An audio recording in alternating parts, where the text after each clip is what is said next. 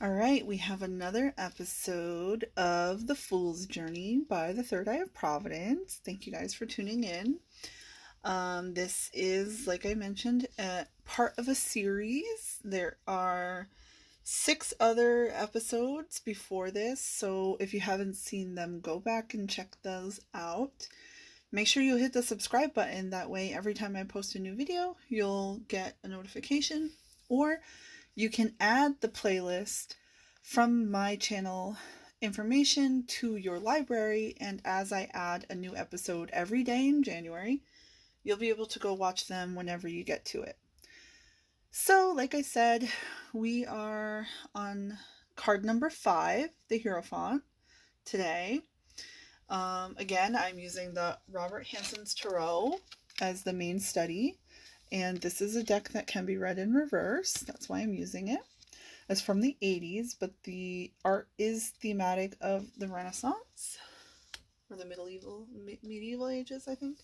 Anyways, I'm also using the Twin Tarot, which shows the positive light aspect of each of the major arcana, and it also shows the shadow negative polarity as well. I am going to be reading some of the information regarding the Hierophant from the Complete Book of Tarot, a comprehensive guide by Anthony Lewis. And then I will give you some guidance into the symbolism of the cards throughout many iterations of different tarot decks. And then I'll give you some guidance into where I get my intuitive knowings based on the images in the card and what's there and what's not there. So let's get into it. Now, I will show you the illustration in this guide of the card as well. That way you can see many different versions of the same energies. So this is the image in the guide of the Hierophant. And it says that this card, when it appears in a reading, is the bridge connecting humanity with the divine. Now, the Hierophant otherwise is known as the High Priest or a Pope. And this card is astrologically linked with Taurus, the bull, and that is an earth sign ruled by Venus. So this card is also connected to the energy of Earth. Now, if somebody is in a reading, and I think this might be them, and they have an earth sign, then the cards based around this are going to be the energies of influencing that person. Otherwise, this card could represent an authority figure or a person that's like a mentor to this person that is receiving the reading. So, let's see. Getting into the Hierophant in an upright position for a reading, it says, the High Priest is a wise and spiritually oriented guide to whom the reading has recourse.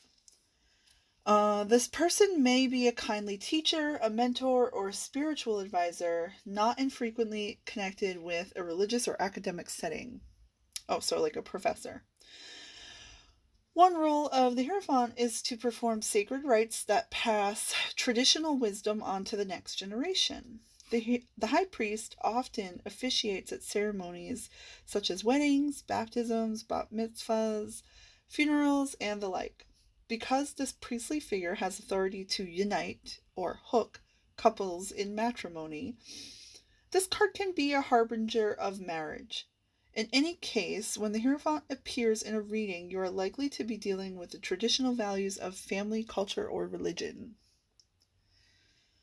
Now, in the reverse, it says, the High Priest in reverse warns you that you may be taking a rigidly dogmatic stance dictated by traditional values. There's a tendency to follow the letter rather than the spirit of the law.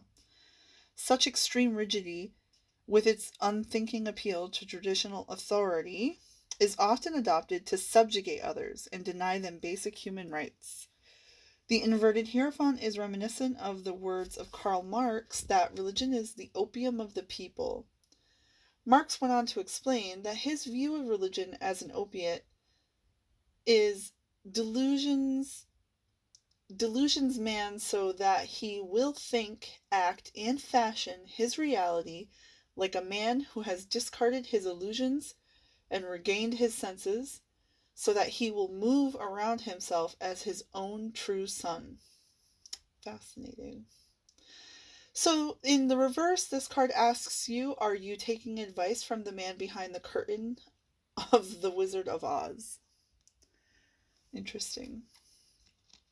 So, again, the myths and the archetypes associated with this energy of this card would be the high priest, the Hierophant, the prophet Moses, a deity's spokesperson, the Holy of Holies, which housed the Ark of the Covenant and the Ten Commandments, and it also represents the Wizard of Oz. Interesting. So, let's see. Going into some of the traditions of the Tarot, this card in the oldest decks from going back to 1888 would represent mercy, beneficence.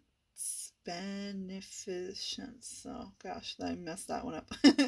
Kindness, goodness, and in the reverse, it would represent weakness, foolishness, excess of generosity, and overkindness. In the Rider-Waite, this card speaks about strictly marriage, alliances, and servitude, mercy and goodness, and inspiration. In the reverse, it says this would represent overkindness, weakness, concord, a good understanding, and society's opinions. In the Golden Dawn tradition, this card, the energy associated with the Hierophant, represents divine wisdom, teaching, and explanation. Now, the positive aspects of this energy of the Hierophant are wise teaching, ultimate religious authority, spiritual guidance, helpful advice, good counsels, learning, teaching, formal education in general, instructing, mentoring, listening to the higher authority, sacred rites, church ceremonies, conventional societal norms, conservative views, meditation with the divine, and seeking information, caring for the soul. Beautiful. In the negative aspects, in the shadow, we have this card would represent inflexibility, rigidity, arrogance, dogmatism, conformity, intolerance, oppressive religious doctrines, religious fundamentalism, perverse spirituality, misguided advice, following the letter rather than the spirit of the law, and foolish generosity. Very interesting. Very helpful to get this from the guide. So, let's go into the card. I want to show you the symbolism. Now, of course, traditionally throughout many of the versions of the Tarot, you will see this is an older gentleman with a beard. And all this is supposed to represent to you is that this is a person who has come of age, somebody that has the wisdom throughout the, experience. Typically, this hand posture will be there as well, and that is to represent as above, so below. The Pope also uses this a lot. Another image that we see throughout many different tarots are these two interlocking keys. I'm not quite sure what that symbol represents, but I will have to maybe ask somebody to leave something in the comments, or I'll come back and leave something in the comments if I figure out what exactly this represents.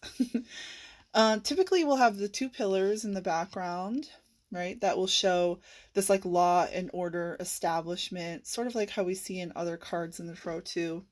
There's always like this background of balancing energies, one and the other here.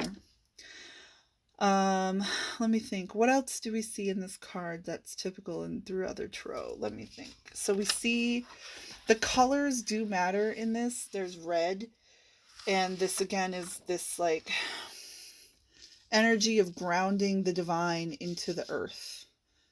That's how we see here. This is like somebody who's speaking from the crown and bringing this into the reality of the masses.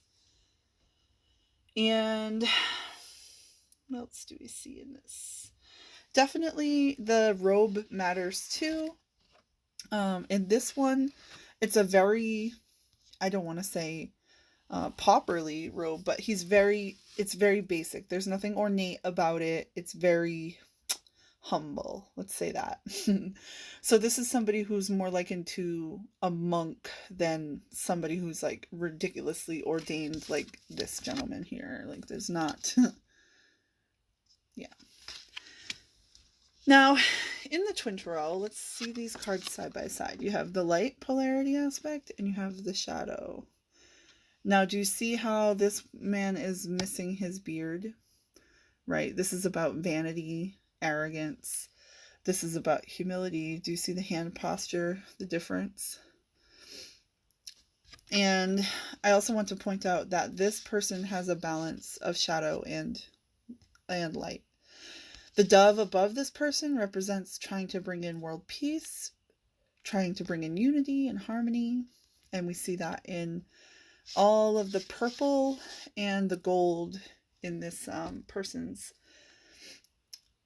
garment here, because this is talking about your divine intuition and crown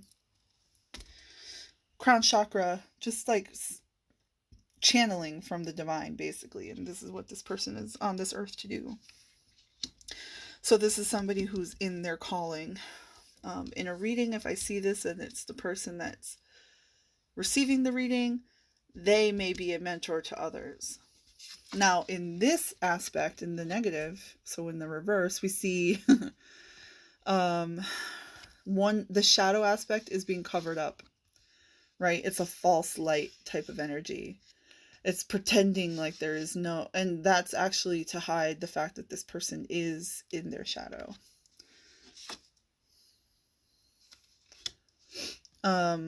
Again, like I said, they're missing the wisdom through experience, and they have just covered themselves in all of this red and gold, but more so orange. So this is about root chakra imbalance, but also sacral. So creating from an imbalanced position. You know, they're still channeling from the divine. They are still a spiritual person, but they're giving guidance that is imbalanced, if that makes sense. So I hope that this was enlightening to you, and if there's something that you want to add that maybe I didn't pick up on that you've seen in the imagery here, or that you recognize from Rider-Waite or other traditional tarot cards, please make sure to leave a comment, hit the like button. If you're not already subscribed, make sure you're hitting that so you can stay tuned for the next episode. Thanks again for joining me on The Fool's Journey.